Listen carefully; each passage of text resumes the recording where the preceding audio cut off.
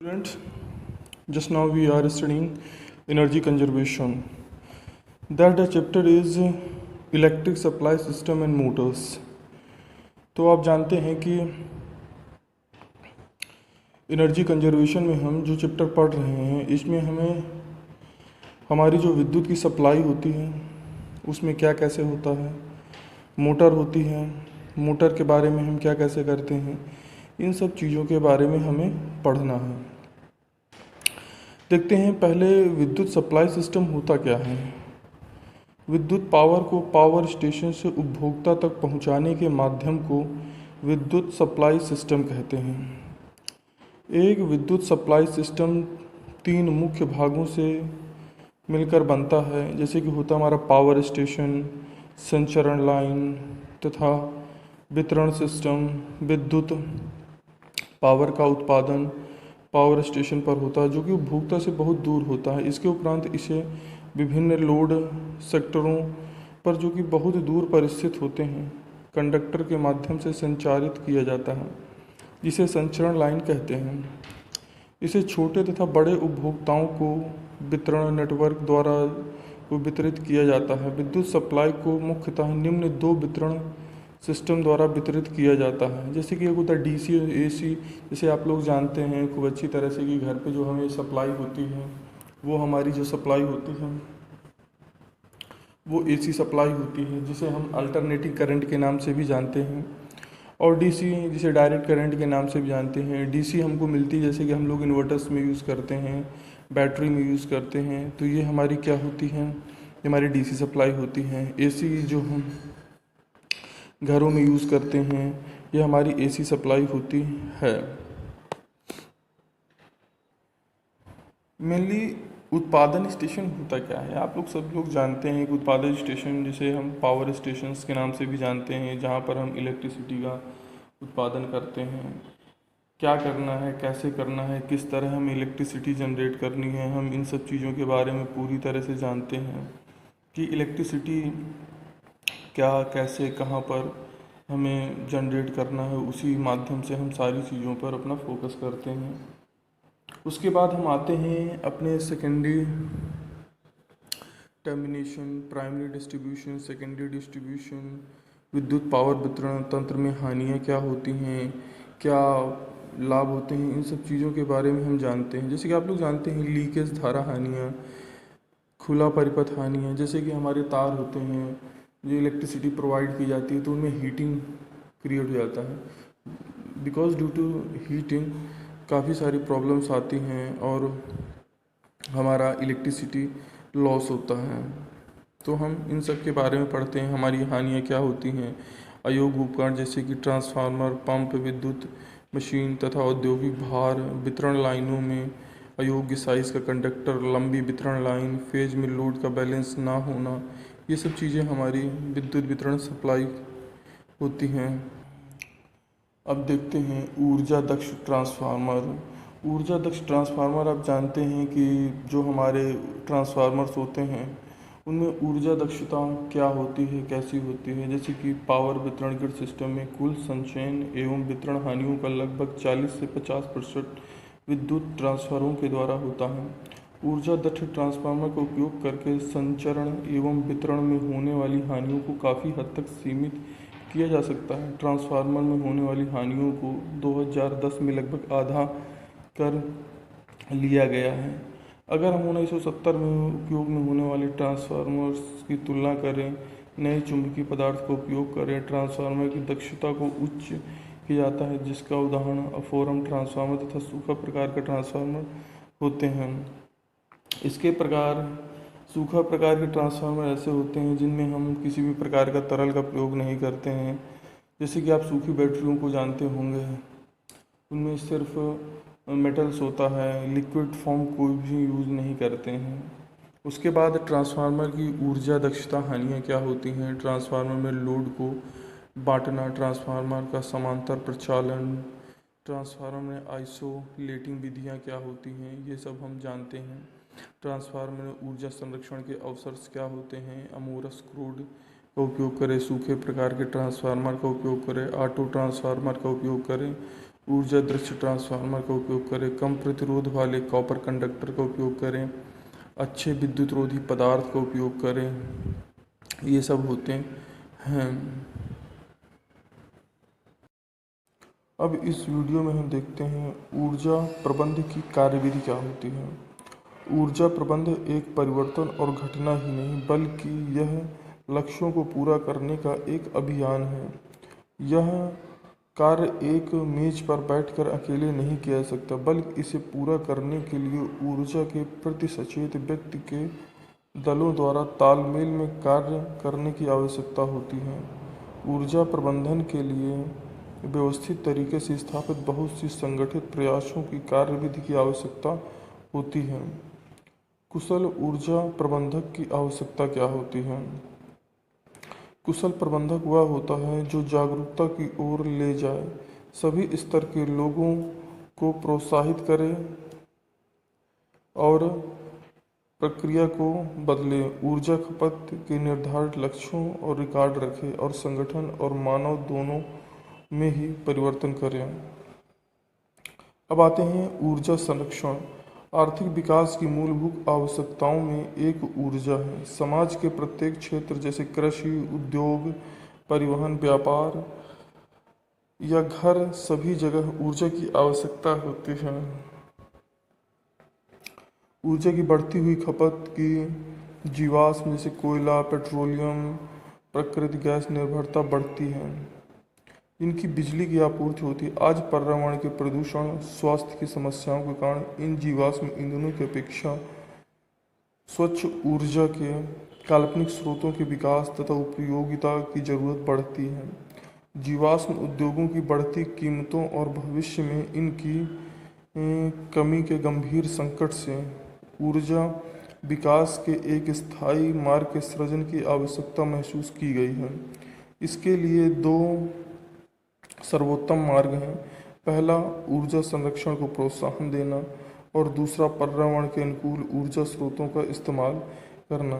देश में ऊर्जा की मांग और आपूर्ति के बीच अंतराल को कम करने की सबसे अधिक लागत प्रभावी विधि ऊर्जा दक्षता को प्रोत्साहन देना, इसका संरक्षण करना। ऊर्जा संरक्षण कम खपत के जरिए उपयोग की जा रही है। ऊर्जा को यह अनुमान लगाया गया है कि लगभग 25,000 मेगावाट क्षमता विद्युत क्षेत्र में केवल ऊर्जा दक्षता के माध्यम से उत्पन्न की जा सकती है। ऊर्जा संरक्षण पर विचार करते हुए भारत सरकार ने ऊर्जा संरक्षण अधिनियम 2001 को प्रस्तावित किया है। ऊर्जा संरक्षण से ऊर्जा की लागत में कमी आती है। इसके द्वारा ऊर्जा संरक्षण के नए विद्युत संयंत्रों की ज़रूरत कम की जा सकती है और बढ़ती आबादी की अर्थव्यवस्था को बनाए रखने के लिए ऊर्जा आयात में कमी लाई जा सकती है। उत्सर्जन की कमी से स्वच्छ परिवेश और नागरिकों के लिए स्वस्थ जीवन शैली को बढ़ावा मिलता है और ऊर्जा की कमी के लिए सबसे अधिक मितव्ययिता का समाधान यही है। ऊर्जा संरक्षण का अर्थ गुणवत्ता और निर्गत मात्रा को प्रभावित किए बिना ऊर्जा की खपत को घटाने से है। ऊर्जा संरक्षण वैद्युत एवं दक्षता उपयोग करने का आग्रह करता है जिससे उत्पादन को लागत को घटाया जा सकता है। उद्योगों में ऊर्जा संरक्षण योग्यता को क्रियान्वित करने के लिए दो सामान्य सिद्धांत निम्नलिखित हैं। अधिकतम ऊर्जा दक्षता, निवेशित ऊर्जा का केवल कुछ भाग ही उपयोगी कार्य में परिवर्तित होता है। जब प्रदान की गई ऊर्जा के अधिकतम भाग का यूज किया जाता है तो वह एक तरह से हानि बन जाती है।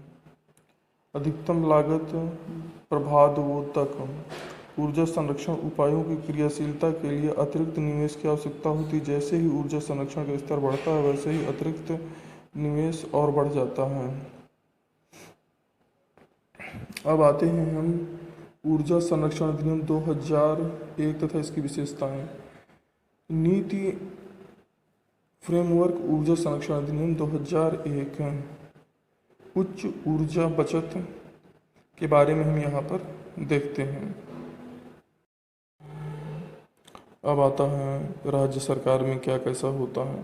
केंद्र सरकार द्वारा तैयार किए गए ऊर्जा संरक्षण भवन कोड को प्रांतीय व स्थानीय स्थितियों के अनुसार संशोधित करना, नए व्यावसायिक भवन या भवन कॉम्प्लेक्स के मालिकों को ऊर्जा संरक्षण भवन कोड के प्रावधानों का अनुपालन करने का निर्देश देना, संचरण या वितरण हानियों को कम करने या सह उत्पादन को प्रोत्साहन देना होता है। अधिनियम के अंतर्गत प्रत्येक अपराध के लिए जुर्माना वित्तीय रूप से होना चाहिए और ये किस हिसाब से किया जाएगा ये निर्धारित करना होता है। अधिनियम के अनुसार केंद्र सरकार के तहत ऊर्जा दक्षता ब्यूरो को स्थापित होगा जिसके कार्य करना होता है। अधिनियम के तहत सरकार वाणिज्य भवनों के लिए ऊर्जा संरक्षण भवन कोड जारी कर सकती है। अधिनियम सरकार को उपकरण या उपकरणों के लिए ऊर्जा की खपत के मानदंडों को जारी कर सकती है। विधेयक अधिनियम के तहत किए गए अपराधों के लिए निर्दिष्ट दंड को जारी कर सकती है। ये सारे कार्य राज्य सरकार के द्वारा किए जाते हैं। ऊर्जा संरक्षण अधिनियम 2001 के मुख्य अंश क्या क्या हैं ये हम देखते हैं। इस अधिनियम के तहत ऊर्जा दक्षता ब्यूरो की स्थापना दिनांक 1/3/2002 को हुई थी। यह ऊर्जा दक्षता और उपयोग के संरक्षण की नीतियों को जारी करता है। ऊर्जा संरक्षण अधिनियम 2001 के सर्वाधिक महत्वपूर्ण अंश क्या हैं? यह प्रत्यक्ष नामित उपभोक्ताओं के लिए ऊर्जा दक्षता उपयोग हेतु प्रमाणित ऊर्जा प्रबंधकों को नियुक्त करती है। समस्त उपयंत्रों उपकरणों का ऊर्जा खपत के मानकों को चस्पा देती है। राज्य स्तरीय सरकार को क्षेत्रीय स्थानीय मौसम के सिपाहियों स्थितियों के आधार पर ऊर्जा संरक्षण भवन अनुरोध करती है। मानक तथा लेबलिंग क्या होता है? बी की स्टार रेटिंग योजना को मानवीय पावर मंत्री द्वारा 2006 को लागू किया गया था। यह योजना फिलहाल निम्न में लागू की गई है। कमरा वातानुकूलन, पंखे, कलर, ये सब चीज़ों में लागू होती हैं। इस प्रकार हमारा ये चैप्टर ख़त्म हो जाता है और इसके तहत कुछ क्वेश्चन बनते हैं जो हमें करने ज़रूरी होते हैं। जैसे ऊर्जा प्रबंधन क्या है, इसके तहत हम देखते हैं कि किस प्रकार से हम ऊर्जा को प्रबंधित कर सकते हैं, कहाँ पर हमें कितनी ऊर्जा की आवश्यकता है कितनी नहीं, उसी हिसाब से हम ऊर्जा का उपयोग करेंगे। ऊर्जा प्रबंधन दल के कर्तव्य क्या होते हैं, कार्य क्या होते हैं, वो अपने अपने काम कैसे करते हैं, ऊर्जा प्रबंधन का सिद्धांत क्या होता है, उसी हिसाब से सारी चीज़ों को करना होता है। ऊर्जा संरक्षण विभिन्न सिद्धांतों को लिखना है। ऊर्जा संरक्षण अधिनियम क्या होता है उसके बारे में लिखना है। ऊर्जा संरक्षण अधिनियम के महत्वपूर्ण अंशों के बारे में लिखना है। संरक्षण तथा लेबलिंग क्या होती है उसके बारे में हमें समझाना है। ये सब कुछ हमको करना होता है, तो ये हम इसके अंतर्गत लाते हैं। तो मतलब कहने का यही है कि ऊर्जा संरक्षण जो हमारा होता है उसमें बहुत ही ज़्यादा ज़रूरी है और जो भी हो रहा है इसके बारे में हमें जानना भी बहुत ज़्यादा ज़रूरी है। तो ये वाला चैप्टर हमारा यहीं पर समाप्त होता है। Student, thank you for watching मी। और मैं ये कहूँगा कि मेरा चैनल सब्सक्राइब कर ले जिससे कि अगले आने वाली वीडियो आपको समय पर मिल सके। धन्यवाद। मानक और लेबलिंग का कार्य सुनिश्चित करना है। पहले से सूचित उपकरणों के लिए न्यूनतम ऊर्जा खपत तथा कार्य करने के लिए मानकों का विकास करना होता है। ऐसे उपकरणों का निर्माण, बिक्री और आयात पर रोक लगाना जो मानकों के अनुरूप नहीं है, ये सब मानक और लेबलिंग का काम होता है। उपभोक्ताओं को लाभ के बारे में जानकारी देना कि क्या इसमें आपको लाभ होगा क्या नहीं होगा, आपको किस तरह से चीज़ों को मैनेज करना है, ये सब देना काम होता है। नामित उपभोक्ता। ऊर्जा संरक्षण अधिनियम के तहत नामित उपभोक्ता के मुख्य प्रावधान। सरकार ऊर्जा गहन उद्योग अन्य प्रतिष्ठानों को नामित उपभोक्ता के रूप में अधिसूचित करेगी। अधिनियम की अधिसूची ऐसे नामित उपभोक्ता की सूची प्रदान करेगी जो मूल रूप से गहन उद्योग, रेलवे, पोर्ट ट्रस्ट, परिवहन सबके लिए होता है। नामित उपभोक्ता मान्यता प्राप्त ऊर्जा लेखा परीक्षण से ही संचालित एनर्जी का ऑडिट करेगा। नामित उपभोक्ताओं द्वारा केवल निर्धारित योग्यता वाले ऊर्जा प्रबंधकों की नियुक्ति किया जाएगा। नामित उपभोक्ता केंद्र सरकार द्वारा निर्धारित ऊर्जा खपत के मानदंडों और मापकों का पालन करेगा। नीतिगत विश्लेषण, परियोजना प्रबंधन, वित्त पोधक, ये सब करना पड़ता है। ऊर्जा संरक्षण भवन कोड। ऊर्जा संरक्षण भवन कोड से संबंधित नियमों को अधिसूचित किए जाने के बाद वाणिज्य भवनों के लिए संबंधित राज्यों द्वारा स्थानीय जलवायु परिस्थितियों या अन्य कारकों के अनुरूप घोषणा किया जाना। इसके अलावा इन मामलों में 500 किलोवाट व 600 किलोवाट या इससे अधिक के व्यावसायिक उद्देश्य के लिए उपयोग किए जाना। केंद्रीय ऊर्जा संरक्षण निधि क्या होती है? ऊर्जा संरक्षण सेवाओं जैसे ठेका कंपनियों तथा ऊर्जा सेवा कंपनियों को बढ़ावा देने के लिए बड़े पैमाने पर ऊर्जा सेवा वितरण यंत्र विकसित करने के लिए केंद्र में निधि की स्थापना की जाएगी, उम्मीद की जाएगी, ये सब चीज़ होती है। BEE bureau of energy efficiency का काम क्या होता है? परिणाम आधारित प्रस्तावों को अपनाकर भारतीय व्यवस्था में ऊर्जा प्रबलता करना।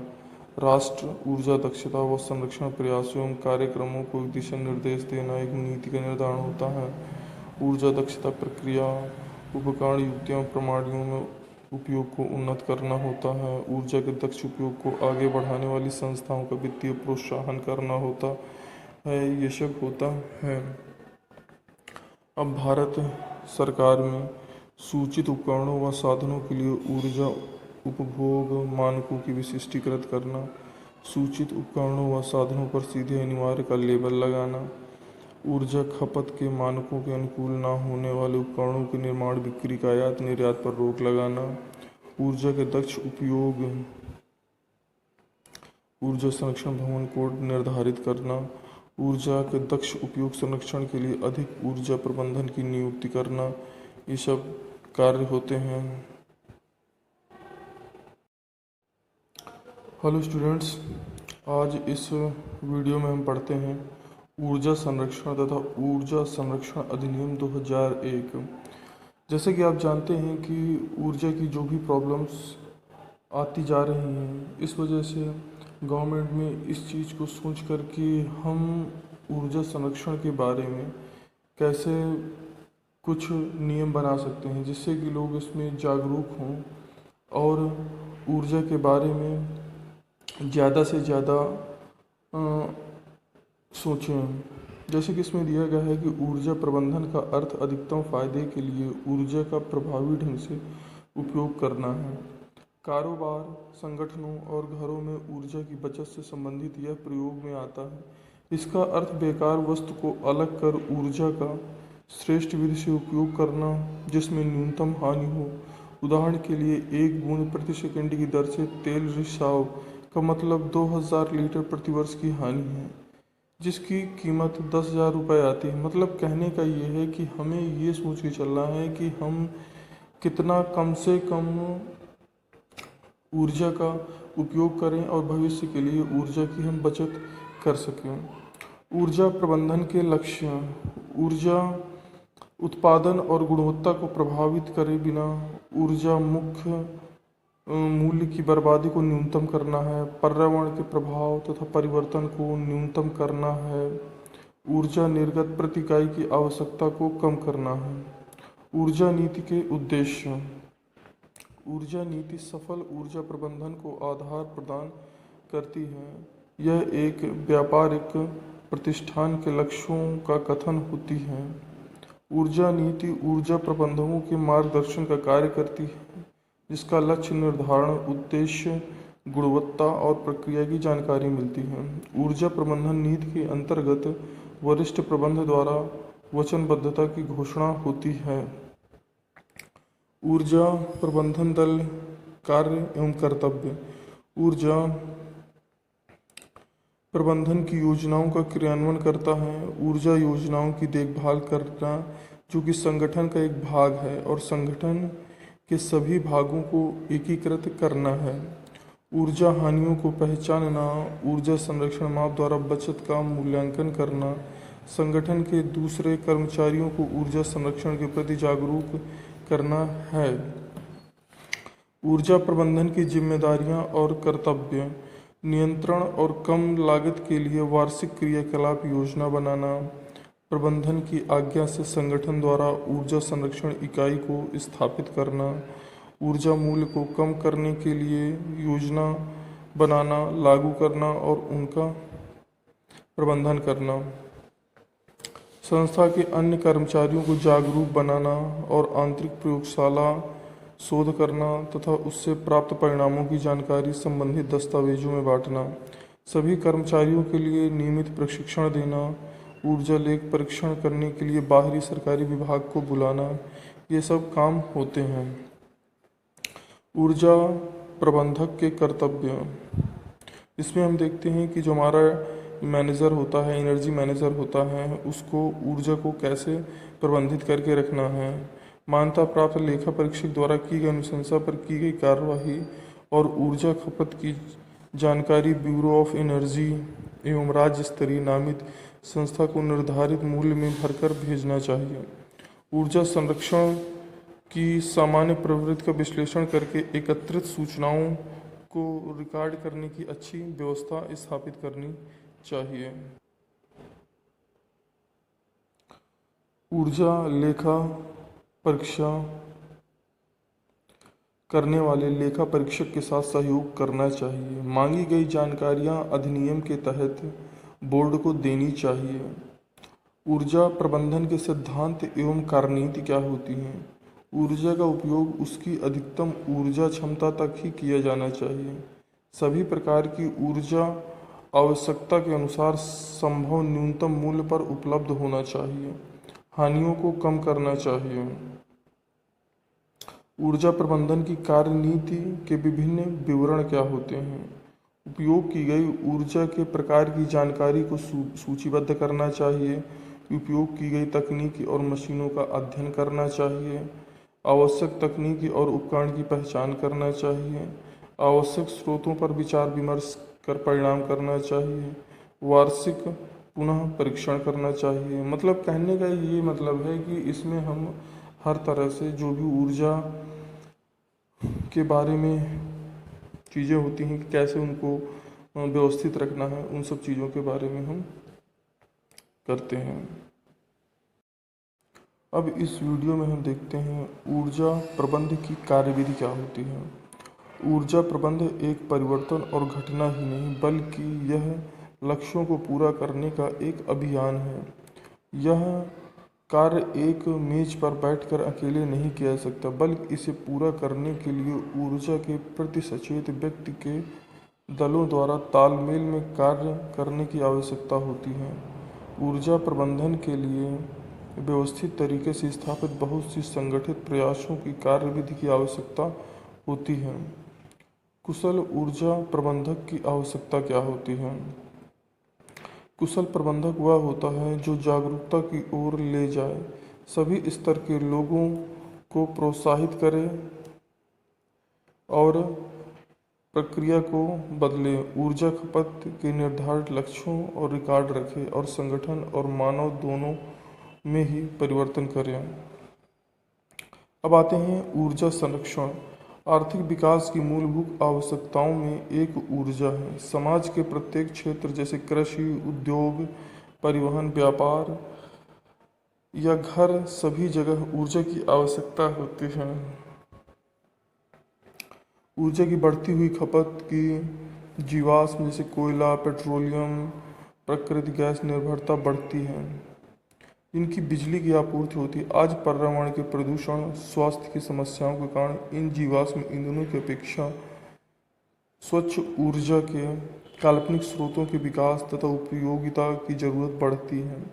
जीवाश्म उद्योगों की बढ़ती कीमतों और भविष्य में इनकी कमी के गंभीर संकट से ऊर्जा विकास के एक स्थायी मार्ग के सृजन की आवश्यकता महसूस की गई है। इसके लिए दो सर्वोत्तम मार्ग हैं। पहला ऊर्जा संरक्षण को प्रोत्साहन देना और दूसरा पर्यावरण के अनुकूल ऊर्जा स्रोतों का इस्तेमाल करना। देश में ऊर्जा की मांग और आपूर्ति के बीच अंतराल को कम करने की सबसे अधिक लागत प्रभावी विधि ऊर्जा दक्षता को प्रोत्साहन देना, इसका संरक्षण करना। ऊर्जा संरक्षण कम खपत के जरिए उपयोग की जा रही है। ऊर्जा को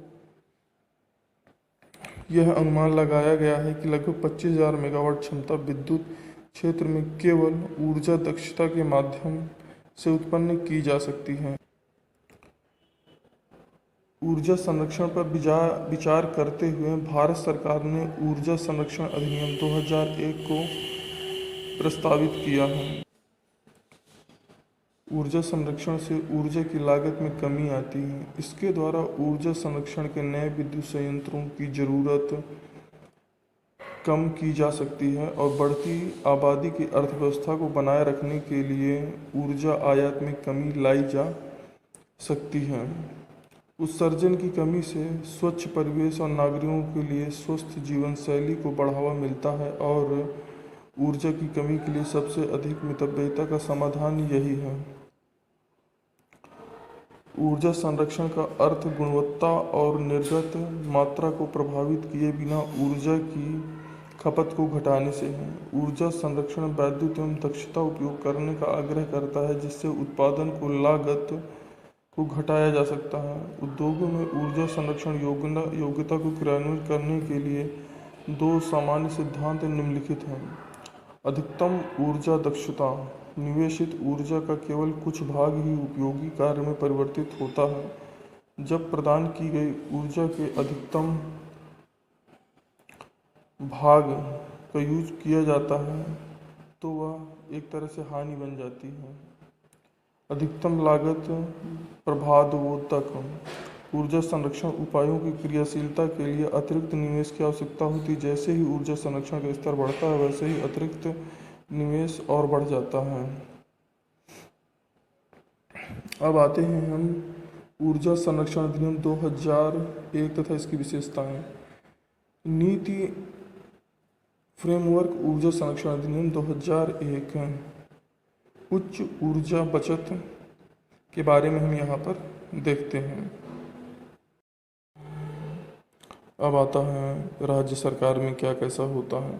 केंद्र सरकार द्वारा तैयार किए गए ऊर्जा संरक्षण भवन कोड को प्रांतीय व स्थानीय स्थितियों के अनुसार संशोधित करना, नए व्यावसायिक भवन या भवन कॉम्प्लेक्स के मालिकों को ऊर्जा संरक्षण भवन कोड के प्रावधानों का अनुपालन करने का निर्देश देना, संचरण या वितरण हानियों को कम करने या सह उत्पादन को प्रोत्साहित देना होता है।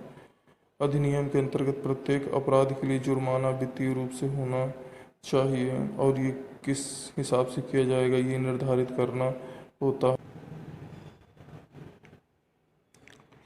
अधिनियम के अनुसार केंद्र सरकार के तहत ऊर्जा दक्षता ब्यूरो को स्थापित होगा जिसके कार्य करना होता है।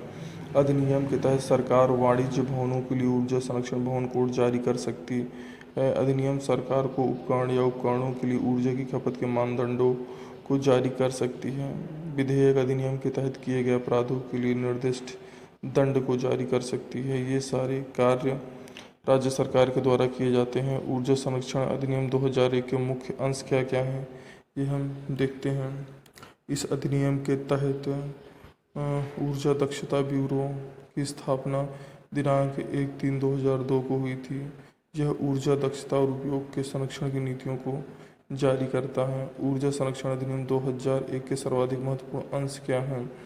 यह प्रत्यक्ष नामित उपभोक्ताओं के लिए ऊर्जा दक्षता उपयोग हेतु प्रमाणित ऊर्जा प्रबंधकों को नियुक्त करती है। समस्त उपयंत्रों उपकरणों को ऊर्जा खपत के मानकों को चस्पा देती है।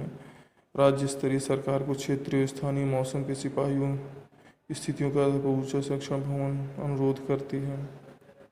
मानक तथा लेबलिंग क्या होता है। बी की स्टार रेटिंग योजना को मानवीय पावर मंत्री द्वारा 2006 को लागू किया गया था। यह योजना फिलहाल निम्न में लागू की गई है। कमरा वातानुकूलन पंखे कलर ये सब चीज़ों में लागू होती हैं। इस प्रकार हमारा ये चैप्टर ख़त्म हो जाता है और इसके तहत कुछ क्वेश्चन बनते हैं जो हमें करने ज़रूरी होते हैं। जैसे ऊर्जा प्रबंधन क्या है। इसके तहत हम देखते हैं कि किस प्रकार से हम ऊर्जा को प्रबंधित कर सकते हैं, कहाँ पर हमें कितनी ऊर्जा की आवश्यकता है कितनी नहीं, उसी हिसाब से हम ऊर्जा का उपयोग करेंगे। ऊर्जा प्रबंधन दल के कर्तव्य क्या होते हैं, कार्य क्या होते हैं, वो अपने अपने काम कैसे करते हैं। ऊर्जा प्रबंधन का सिद्धांत क्या होता है, उसी हिसाब से सारी चीज़ों को करना होता है। ऊर्जा संरक्षण विभिन्न सिद्धांतों को लिखना है। ऊर्जा संरक्षण अधिनियम क्या होता है उसके बारे में लिखना है। ऊर्जा संरक्षण अधिनियम के महत्वपूर्ण अंशों के बारे में लिखना है। संरक्षण तथा लेबलिंग क्या होती है उसके बारे में हमें समझाना है। ये सब कुछ हमको करना होता है तो ये हम इसके अंतर्गत लाते हैं। तो मतलब कहने का ये है कि ऊर्जा संरक्षण जो हमारा होता है उसमें बहुत ही ज़्यादा ज़रूरी है, और जो भी हो रहा है इसके बारे में हमें जानना भी बहुत ज़्यादा ज़रूरी है। तो ये वाला चैप्टर हमारा यहीं पर समाप्त होता है student. Thank you for watching मी।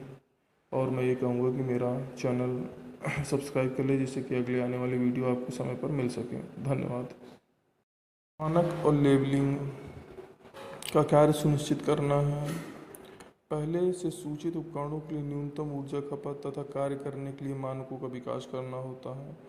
ऐसे उपकरणों का निर्माण, बिक्री और आयात पर रोक लगाना जो मानकों के अनुरूप नहीं है, ये सब मानक और लेबलिंग का काम होता है। उपभोक्ताओं को लाभ के बारे में जानकारी देना कि क्या इसमें आपको लाभ होगा, क्या नहीं होगा, आपको किस तरह से चीज़ों को मैनेज करना है, ये सब देना काम होता है। नामित उपभोक्ता। ऊर्जा संरक्षण अधिनियम के तहत नामित उपभोक्ता के मुख्य प्रावधान। सरकार ऊर्जा गहन उद्योग अन्य प्रतिष्ठानों को नामित उपभोक्ता के रूप में अधिसूचित करेगी। अधिनियम की अधिसूची ऐसे नामित उपभोक्ता की सूची प्रदान करेगी जो मूल रूप से गहन उद्योग, रेलवे, पोर्ट ट्रस्ट, परिवहन सबके लिए होता है। नामित उपभोक्ता मान्यता प्राप्त ऊर्जा लेखा परीक्षण से ही संचालित एनर्जी का ऑडिट करेगा। नामित उपभोक्ताओं द्वारा केवल निर्धारित योग्यता वाले ऊर्जा प्रबंधकों की नियुक्ति किया जाएगा। नामित उपभोक्ता केंद्र सरकार द्वारा निर्धारित ऊर्जा खपत के मानदंडों और मापकों का पालन करेगा। नीतिगत विश्लेषण, परियोजना प्रबंधन, वित्त पोधक, ये सब करना पड़ता है। ऊर्जा संरक्षण भवन कोड। ऊर्जा संरक्षण भवन कोड से संबंधित नियमों को अधिसूचित किए जाने के बाद वाणिज्य भवनों के लिए संबंधित राज्यों द्वारा स्थानीय जलवायु परिस्थितियों या अन्य कारकों के अनुरूप घोषणा किया जाना। इसके अलावा इन मामलों में 500 किलोवाट व 600 किलोवाट या इससे अधिक के व्यावसायिक उद्देश्य के लिए उपयोग किए जाना। केंद्रीय ऊर्जा संरक्षण निधि क्या होती है? ऊर्जा संरक्षण सेवाओं जैसे ठेका कंपनियों तथा ऊर्जा सेवा कंपनियों को बढ़ावा देने के लिए बड़े पैमाने पर ऊर्जा सेवा वितरण यंत्र विकसित करने के लिए केंद्र में निधि की स्थापना की जाएगी, उम्मीद की जाएगी, ये सब चीज़ होती हैं। BEE bureau of energy efficiency का काम क्या होता है? परिणाम आधारित प्रस्तावों को अपनाकर भारतीय व्यवस्था में ऊर्जा प्रबलता करना। राष्ट्र ऊर्जा दक्षता व संरक्षण प्रयासों एवं कार्यक्रमों को दिशा निर्देश देना एक नीति का निर्धारण होता है। ऊर्जा दक्षता प्रक्रिया, उपकरण, युक्तियों, प्रणालियों में उपयोग को उन्नत करना होता है। ऊर्जा के दक्ष उपयोग को आगे बढ़ाने वाली संस्थाओं का वित्तीय प्रोत्साहन करना होता है। ये सब होता है। अब भारत सरकार में सूचित उपकरणों व साधनों के लिए ऊर्जा उपभोग मानकों की विशिष्टीकृत करना। सूचित उपकरणों व साधनों पर सीधे अनिवार्य का लेबल लगाना। ऊर्जा खपत के मानकों के अनुकूल न होने वाले उपकरणों के निर्माण, बिक्री का आयात निर्यात पर रोक लगाना। ऊर्जा के दक्ष उपयोग ऊर्जा संरक्षण भवन कोड निर्धारित करना। ऊर्जा के दक्ष उपयोग संरक्षण के लिए अधिक ऊर्जा प्रबंधन की नियुक्ति करना। ये सब कार्य होते हैं। हेलो स्टूडेंट्स, आज इस वीडियो में हम पढ़ते हैं ऊर्जा संरक्षण तथा ऊर्जा संरक्षण अधिनियम 2001। जैसे कि आप जानते हैं कि ऊर्जा की जो भी प्रॉब्लम्स आती जा रही हैं, इस वजह से गवर्नमेंट में इस चीज़ को सोच कर कि हम ऊर्जा संरक्षण के बारे में कैसे कुछ नियम बना सकते हैं जिससे कि लोग इसमें जागरूक हों और ऊर्जा के बारे में ज़्यादा से ज़्यादा सोचें। जैसे कि इसमें दिया गया है कि ऊर्जा प्रबंधन का अर्थ अधिकतम फायदे के लिए ऊर्जा का प्रभावी ढंग से उपयोग करना है। कारोबार, संगठनों और घरों में ऊर्जा की बचत से संबंधित यह प्रयोग में आता है। इसका अर्थ बेकार वस्तु को अलग कर ऊर्जा का श्रेष्ठ विधि से उपयोग करना जिसमें न्यूनतम हानि हो। उदाहरण के लिए 1 बूंद प्रति सेकंड की दर से तेल रिसाव का मतलब 2000 लीटर प्रति वर्ष की हानि है, जिसकी कीमत 10,000 रुपये आती है। मतलब कहने का ये है कि हमें ये सोच के चलना है कि हम कितना कम से कम ऊर्जा का उपयोग करें और भविष्य के लिए ऊर्जा की हम बचत कर सकें। ऊर्जा प्रबंधन के लक्ष्य: ऊर्जा उत्पादन और गुणवत्ता को प्रभावित करे बिना ऊर्जा मुख्य मूल्य की बर्बादी को न्यूनतम करना है, पर्यावरण के प्रभाव तथा परिवर्तन को न्यूनतम करना है, ऊर्जा निर्गत प्रति इकाई की आवश्यकता को कम करना है। ऊर्जा नीति के उद्देश्य: ऊर्जा नीति सफल ऊर्जा प्रबंधन को आधार प्रदान करती है। यह एक व्यापारिक प्रतिष्ठान के लक्ष्यों का कथन होती है। ऊर्जा नीति ऊर्जा प्रबंधकों के मार्गदर्शन का कार्य करती है, जिसका लक्ष्य निर्धारण, उद्देश्य, गुणवत्ता और प्रक्रिया की जानकारी मिलती है। ऊर्जा प्रबंधन नीति के अंतर्गत वरिष्ठ प्रबंधन द्वारा वचनबद्धता की घोषणा होती है। ऊर्जा प्रबंधन दल कार्य एवं कर्तव्य: ऊर्जा प्रबंधन की योजनाओं का क्रियान्वयन करता है। ऊर्जा योजनाओं की देखभाल करना, जो कि संगठन का एक भाग है, और संगठन के सभी भागों को एकीकृत करना है। ऊर्जा हानियों को पहचानना, ऊर्जा संरक्षण माप द्वारा बचत का मूल्यांकन करना, संगठन के दूसरे कर्मचारियों को ऊर्जा संरक्षण के प्रति जागरूक करना है। ऊर्जा प्रबंधन की जिम्मेदारियां और कर्तव्य: नियंत्रण और कम लागत के लिए वार्षिक क्रियाकलाप योजना बनाना, प्रबंधन की आज्ञा से संगठन द्वारा ऊर्जा संरक्षण इकाई को स्थापित करना, ऊर्जा मूल्य को कम करने के लिए योजना बनाना, लागू करना और उनका प्रबंधन करना, संस्था के अन्य कर्मचारियों को जागरूक बनाना और आंतरिक प्रयोगशाला शोध करना तथा उससे प्राप्त परिणामों की जानकारी संबंधित दस्तावेजों में बांटना, सभी कर्मचारियों के लिए नियमित प्रशिक्षण देना, ऊर्जा लेख परीक्षण करने के लिए बाहरी सरकारी विभाग को बुलाना, ये सब काम होते हैं। ऊर्जा प्रबंधक के कर्तव्य: इसमें हम देखते हैं कि जो हमारा मैनेजर होता है, एनर्जी मैनेजर होता है, उसको ऊर्जा को कैसे प्रबंधित करके रखना है। मान्यता प्राप्त लेखा परीक्षक द्वारा की गई अनुशंसा पर की गई कार्यवाही और ऊर्जा खपत की जानकारी ब्यूरो ऑफ एनर्जी एवं राज्य स्तरीय नामित संस्था को निर्धारित मूल्य में भरकर भेजना चाहिए। ऊर्जा संरक्षण की सामान्य प्रवृत्ति का विश्लेषण करके एकत्रित सूचनाओं को रिकॉर्ड करने की अच्छी व्यवस्था स्थापित करनी चाहिए। ऊर्जा लेखा परीक्षा करने वाले लेखा परीक्षक के साथ सहयोग करना चाहिए। मांगी गई जानकारियां अधिनियम के तहत बोर्ड को देनी चाहिए। ऊर्जा प्रबंधन के सिद्धांत एवं कार्यनीति क्या होती हैं? ऊर्जा का उपयोग उसकी अधिकतम ऊर्जा क्षमता तक ही किया जाना चाहिए। सभी प्रकार की ऊर्जा आवश्यकता के अनुसार संभव न्यूनतम मूल्य पर उपलब्ध होना चाहिए। हानियों को कम करना चाहिए। ऊर्जा प्रबंधन की कार्यनीति के विभिन्न विवरण क्या होते हैं? उपयोग की गई ऊर्जा के प्रकार की जानकारी को सूचीबद्ध करना चाहिए। उपयोग की गई तकनीकी और मशीनों का अध्ययन करना चाहिए। आवश्यक तकनीकी और उपकरण की पहचान करना चाहिए। आवश्यक स्रोतों पर विचार विमर्श कर परिणाम करना चाहिए। वार्षिक पुनः परीक्षण करना चाहिए। मतलब कहने का ये मतलब है कि इसमें हम हर तरह से जो भी ऊर्जा के बारे में चीज़ें होती हैं कि कैसे उनको व्यवस्थित रखना है, उन सब चीज़ों के बारे में हम करते हैं। अब इस वीडियो में हम देखते हैं ऊर्जा प्रबंध की कार्यविधि क्या होती है। ऊर्जा प्रबंध एक परिवर्तन और घटना ही नहीं, बल्कि यह लक्ष्यों को पूरा करने का एक अभियान है। यह कार्य एक मेज पर बैठकर अकेले नहीं किया जा सकता, बल्कि इसे पूरा करने के लिए ऊर्जा के प्रति सचेत व्यक्ति के दलों द्वारा तालमेल में कार्य करने की आवश्यकता होती है। ऊर्जा प्रबंधन के लिए व्यवस्थित तरीके से स्थापित बहुत सी संगठित प्रयासों की कार्यविधि की आवश्यकता होती है। कुशल ऊर्जा प्रबंधक की आवश्यकता क्या होती है? कुशल प्रबंधक वह होता है जो जागरूकता की ओर ले जाए, सभी स्तर के लोगों को प्रोत्साहित करे और प्रक्रिया को बदले, ऊर्जा खपत के निर्धारित लक्ष्यों और रिकॉर्ड रखें और संगठन और मानव दोनों में ही परिवर्तन करें। अब आते हैं ऊर्जा संरक्षण। आर्थिक विकास की मूलभूत आवश्यकताओं में एक ऊर्जा है। समाज के प्रत्येक क्षेत्र जैसे कृषि, उद्योग, परिवहन, व्यापार या घर, सभी जगह ऊर्जा की आवश्यकता होती है।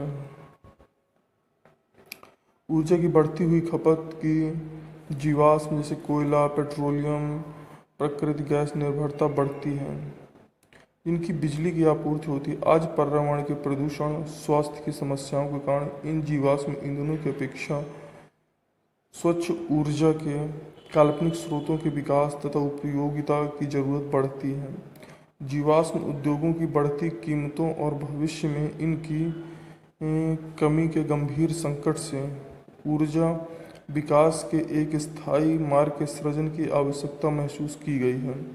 इसके लिए दो सर्वोत्तम मार्ग हैं। पहला, ऊर्जा संरक्षण को प्रोत्साहन देना और दूसरा, पर्यावरण के अनुकूल ऊर्जा स्रोतों का इस्तेमाल करना। देश में ऊर्जा की मांग और आपूर्ति के बीच अंतराल को कम करने की सबसे अधिक लागत प्रभावी विधि ऊर्जा दक्षता को प्रोत्साहन देना, इसका संरक्षण करना। ऊर्जा संरक्षण कम खपत के जरिए उपयोग की जा रही है। ऊर्जा को यह अनुमान लगाया गया है कि लगभग 25,000 मेगावाट क्षमता विद्युत क्षेत्र में केवल ऊर्जा दक्षता के माध्यम से उत्पन्न की जा सकती है। ऊर्जा संरक्षण पर विचार करते हुए भारत सरकार ने ऊर्जा संरक्षण अधिनियम 2001 को प्रस्तावित किया है। ऊर्जा संरक्षण से ऊर्जा की लागत में कमी आती है। इसके द्वारा ऊर्जा संरक्षण के नए विद्युत संयंत्रों की ज़रूरत कम की जा सकती है और बढ़ती आबादी की अर्थव्यवस्था को बनाए रखने के लिए ऊर्जा आयात में कमी लाई जा सकती है। उत्सर्जन की कमी से स्वच्छ परिवेश और नागरिकों के लिए स्वस्थ जीवन शैली को बढ़ावा मिलता है और ऊर्जा की कमी के लिए सबसे अधिक मितव्ययिता का समाधान यही है। ऊर्जा संरक्षण का अर्थ गुणवत्ता और निर्गत मात्रा को प्रभावित किए बिना ऊर्जा की खपत को घटाने से है। ऊर्जा संरक्षण वैद्युत एवं दक्षता उपयोग करने का आग्रह करता है, जिससे उत्पादन को लागत को घटाया जा सकता है। उद्योगों में ऊर्जा संरक्षण योग्यता को क्रियान्वित करने के लिए दो सामान्य सिद्धांत निम्नलिखित हैं। अधिकतम ऊर्जा दक्षता, निवेशित ऊर्जा का केवल कुछ भाग ही उपयोगी कार्य में परिवर्तित होता है। जब प्रदान की गई ऊर्जा के अधिकतम भाग का यूज किया जाता है तो वह एक तरह से हानि बन जाती है। अधिकतम लागत प्रबाधवोधक, ऊर्जा संरक्षण उपायों की क्रियाशीलता के लिए अतिरिक्त निवेश की आवश्यकता होती है। जैसे ही ऊर्जा संरक्षण का स्तर बढ़ता है वैसे ही अतिरिक्त निवेश और बढ़ जाता है। अब आते हैं हम ऊर्जा संरक्षण अधिनियम 2001 तथा इसकी विशेषताएं। नीति फ्रेमवर्क ऊर्जा संरक्षण अधिनियम 2001 उच्च ऊर्जा बचत के बारे में हम यहाँ पर देखते हैं। अब आता है राज्य सरकार में क्या कैसा होता है। केंद्र सरकार द्वारा तैयार किए गए ऊर्जा संरक्षण भवन कोड को प्रांतीय व स्थानीय स्थितियों के अनुसार संशोधित करना, नए व्यावसायिक भवन या भवन कॉम्प्लेक्स के मालिकों को ऊर्जा संरक्षण भवन कोड के प्रावधानों का अनुपालन करने का निर्देश देना, संचरण या वितरण हानियों को कम करने या सह उत्पादन को प्रोत्साहित देना होता है। अधिनियम के अंतर्गत प्रत्येक अपराध के लिए जुर्माना वित्तीय रूप से होना चाहिए और ये किस हिसाब से किया जाएगा ये निर्धारित करना होता है। अधिनियम के अनुसार केंद्र सरकार के तहत ऊर्जा दक्षता ब्यूरो को स्थापित होगा जिसके कार्य करना होता है। अधिनियम के तहत सरकार वाणिज्य भवनों के लिए ऊर्जा संरक्षण भवन कोड जारी कर सकती है। अधिनियम सरकार को उपकरण या उपकरणों के लिए ऊर्जा की खपत के मानदंडों को जारी कर सकती है। विधेयक अधिनियम के तहत किए गए अपराधों के लिए निर्दिष्ट दंड को जारी कर सकती है। ये सारे कार्य राज्य सरकार के द्वारा किए जाते हैं। ऊर्जा संरक्षण अधिनियम 2001 के मुख्य अंश क्या क्या हैं, ये हम देखते हैं। इस अधिनियम के तहत ऊर्जा दक्षता ब्यूरो की स्थापना दिनांक 1/3/2002 को हुई थी। यह ऊर्जा दक्षता और उपयोग के संरक्षण की नीतियों को जारी करता है। ऊर्जा संरक्षण अधिनियम 2001 के सर्वाधिक महत्वपूर्ण अंश क्या हैं? यह प्रत्यक्ष नामित उपभोक्ताओं के लिए ऊर्जा दक्षता उपयोग हेतु प्रमाणित ऊर्जा प्रबंधकों को नियुक्त करती है। समस्त उपयंत्रों उपकरणों का ऊर्जा खपत के मानकों को चस्पा देती है। राज्य स्तरीय सरकार को क्षेत्रीय स्थानीय मौसम के सिपाहियों स्थितियों के आधार पर ऊर्जा संरक्षण भवन अनुरोध करती है। मानक तथा लेबलिंग क्या होता है? बी की स्टार रेटिंग योजना को मानवीय पावर मंत्री द्वारा 2006 को लागू किया गया था। यह योजना फिलहाल निम्न में लागू की गई है।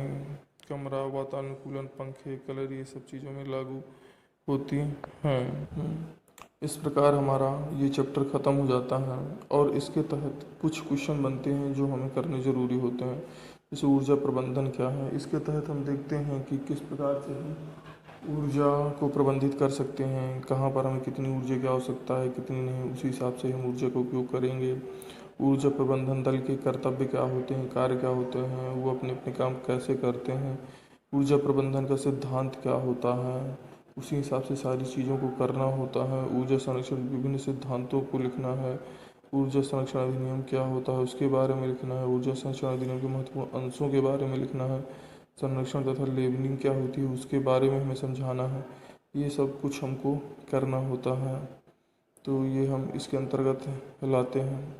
तो मतलब कहने का यही है कि ऊर्जा संरक्षण जो हमारा होता है उसमें बहुत ही ज़्यादा ज़रूरी है और जो भी हो रहा है इसके बारे में हमें जानना भी बहुत ज़्यादा ज़रूरी है। तो ये वाला चैप्टर हमारा यहीं पर समाप्त होता है। Student, thank you for watching मी, और मैं ये कहूँगा कि मेरा चैनल सब्सक्राइब कर ले जिससे कि अगले आने वाली वीडियो आपको समय पर मिल सके। धन्यवाद। मानक और लेबलिंग का कार्य सुनिश्चित करना है। पहले से सूचित उपकरणों के लिए न्यूनतम ऊर्जा खपत तथा कार्य करने के लिए मानकों का विकास करना होता है। ऐसे उपकरणों का निर्माण, बिक्री और आयात पर रोक लगाना जो मानकों के अनुरूप नहीं है, ये सब मानक और लेबलिंग का काम होता है। उपभोक्ताओं को लाभ के बारे में जानकारी देना कि क्या इसमें आपको लाभ होगा, क्या नहीं होगा, आपको किस तरह से चीज़ों को मैनेज करना है, ये सब देना काम होता है। नामित उपभोक्ता। ऊर्जा संरक्षण अधिनियम के तहत नामित उपभोक्ता के मुख्य प्रावधान। सरकार ऊर्जा गहन उद्योग अन्य प्रतिष्ठानों को नामित उपभोक्ता के रूप में अधिसूचित करेगी।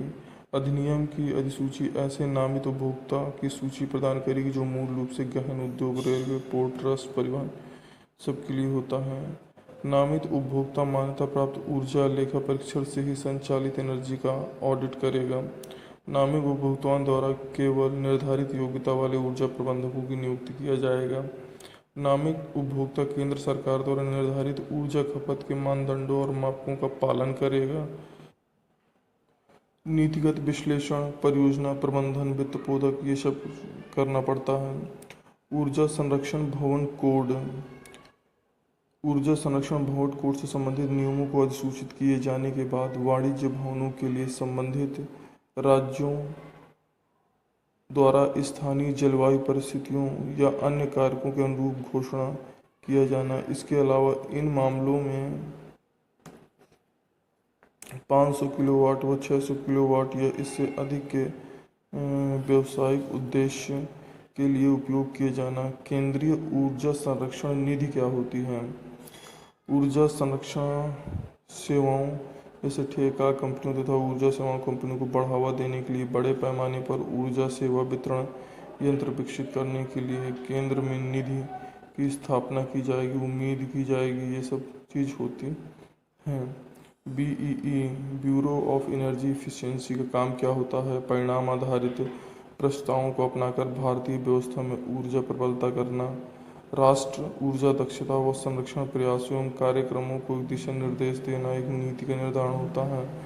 ऊर्जा दक्षता प्रक्रिया, उपकरण, युक्तियों, प्रणालियों में उपयोग को उन्नत करना होता है। ऊर्जा के दक्ष उपयोग को आगे बढ़ाने वाली संस्थाओं का वित्तीय प्रोत्साहन करना होता है, ये सब होता है। अब भारत सरकार में सूचित उपकरणों व साधनों के लिए ऊर्जा उपभोग मानकों की विशिष्टीकृत करना, सूचित उपकरणों व साधनों पर सीधे अनिवार्य का लेबल लगाना, ऊर्जा खपत के मानकों के अनुकूल न होने वाले उपकरणों के निर्माण, बिक्री का आयात निर्यात पर रोक लगाना, ऊर्जा के दक्ष उपयोग ऊर्जा संरक्षण भवन कोड निर्धारित करना, ऊर्जा के दक्ष उपयोग संरक्षण के लिए अधिक ऊर्जा प्रबंधन की नियुक्ति करना, ये सब कार्य होते हैं। हेलो स्टूडेंट्स, आज इस वीडियो में हम पढ़ते हैं ऊर्जा संरक्षण तथा ऊर्जा संरक्षण अधिनियम 2001। जैसे कि आप जानते हैं कि ऊर्जा की जो भी प्रॉब्लम्स आती जा रही हैं, इस वजह से गवर्नमेंट में इस चीज़ को सोच कर कि हम ऊर्जा संरक्षण के बारे में कैसे कुछ नियम बना सकते हैं जिससे कि लोग इसमें जागरूक हों और ऊर्जा के बारे में ज़्यादा से ज़्यादा सोचें।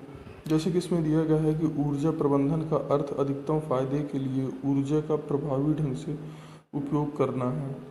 कारोबार, संगठनों और घरों में ऊर्जा की बचत से संबंधित यह प्रयोग में आता है। इसका अर्थ बेकार वस्तु को अलग कर ऊर्जा का श्रेष्ठ विधि से उपयोग करना जिसमें न्यूनतम हानि हो।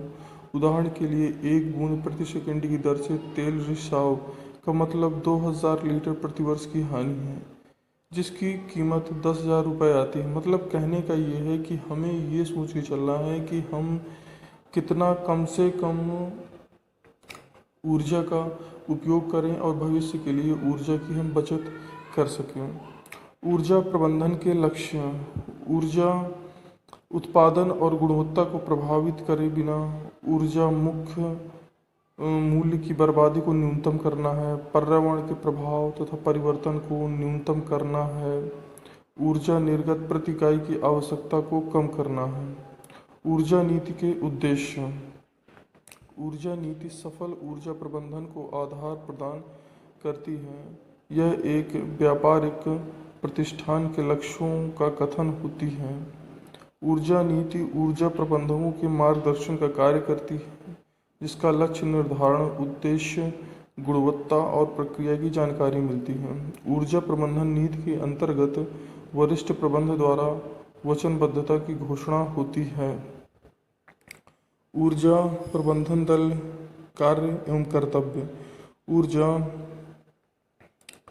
प्रबंधन की योजनाओं का क्रियान्वयन करता है। ऊर्जा योजनाओं की देखभाल करना जो कि संगठन का एक भाग है और संगठन के सभी भागों को एकीकृत करना है।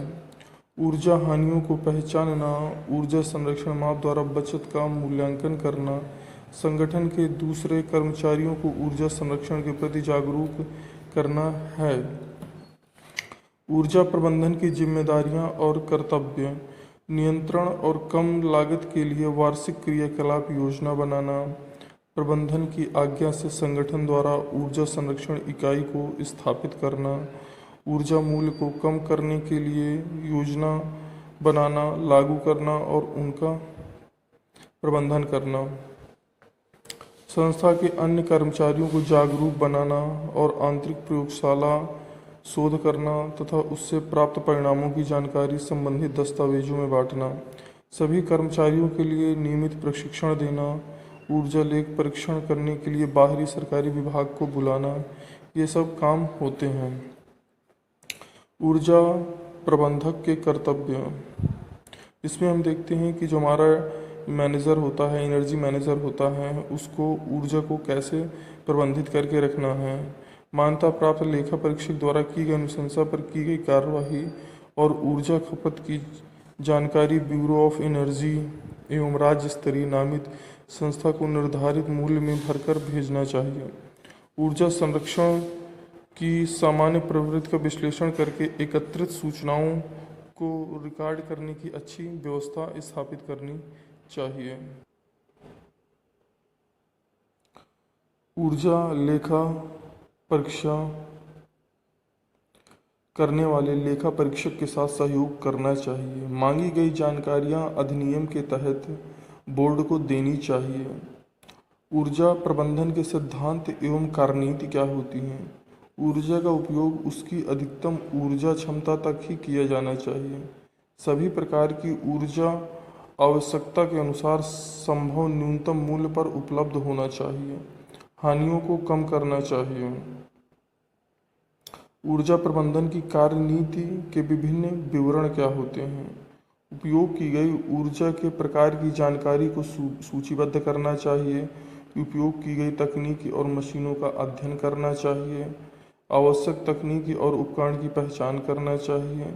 आवश्यक स्रोतों पर विचार विमर्श कर परिणाम करना चाहिए। वार्षिक पुनः परीक्षण करना चाहिए। मतलब कहने का ये मतलब है कि इसमें हम हर तरह से जो भी ऊर्जा के बारे में चीज़ें होती हैं कि कैसे उनको व्यवस्थित रखना है, उन सब चीज़ों के बारे में हम करते हैं। मानक और लेबलिंग का कार्य सुनिश्चित करना है। पहले से सूचित उपकरणों के लिए न्यूनतम ऊर्जा खपत तथा कार्य करने के लिए मानकों का विकास करना होता है। ऐसे उपकरणों का निर्माण, बिक्री और आयात पर रोक लगाना जो मानकों के अनुरूप नहीं है, ये सब मानक और लेबलिंग का काम होता है। उपभोक्ताओं को लाभ के बारे में जानकारी देना कि क्या इसमें आपको लाभ होगा, क्या नहीं होगा, आपको किस तरह से चीज़ों को मैनेज करना है, ये सब देना काम होता है। नामित उपभोक्ता। ऊर्जा संरक्षण अधिनियम के तहत नामित उपभोक्ता के मुख्य प्रावधान। सरकार ऊर्जा गहन उद्योग अन्य प्रतिष्ठानों को नामित उपभोक्ता के रूप में अधिसूचित करेगी। अधिनियम की अधिसूची ऐसे नामित उपभोक्ता की सूची प्रदान करेगी जो मूल रूप से गहन उद्योग, रेलवे, पोर्ट ट्रस्ट, परिवहन सबके लिए होता है। नामित उपभोक्ता मान्यता प्राप्त ऊर्जा लेखा परीक्षण से ही संचालित एनर्जी का ऑडिट करेगा। नामित उपभोक्ताओं द्वारा केवल निर्धारित योग्यता वाले ऊर्जा प्रबंधकों की नियुक्ति किया जाएगा। नामित उपभोक्ता केंद्र सरकार द्वारा निर्धारित ऊर्जा खपत के मानदंडों और मापकों का पालन करेगा। नीतिगत विश्लेषण, परियोजना प्रबंधन, वित्त पोधक, ये सब करना पड़ता है। ऊर्जा संरक्षण भवन कोड। ऊर्जा संरक्षण भवन कोड से संबंधित नियमों को अधिसूचित किए जाने के बाद वाणिज्य भवनों के लिए संबंधित राज्यों द्वारा स्थानीय जलवायु परिस्थितियों या अन्य कारकों के अनुरूप घोषणा किया जाना। इसके अलावा इन मामलों में 500 किलोवाट व 600 किलोवाट या इससे अधिक के व्यावसायिक उद्देश्य के लिए उपयोग किए जाना। केंद्रीय ऊर्जा संरक्षण निधि क्या होती है? ऊर्जा संरक्षण सेवाओं जैसे ठेका कंपनियों तथा ऊर्जा सेवा कंपनियों को बढ़ावा देने के लिए बड़े पैमाने पर ऊर्जा सेवा वितरण यंत्र विकसित करने के लिए केंद्र में निधि की स्थापना की जाएगी, उम्मीद की जाएगी, ये सब चीज़ होती हैं। BEE bureau of energy efficiency का काम क्या होता है? परिणाम आधारित प्रस्तावों को अपनाकर भारतीय व्यवस्था में ऊर्जा प्रबलता करना।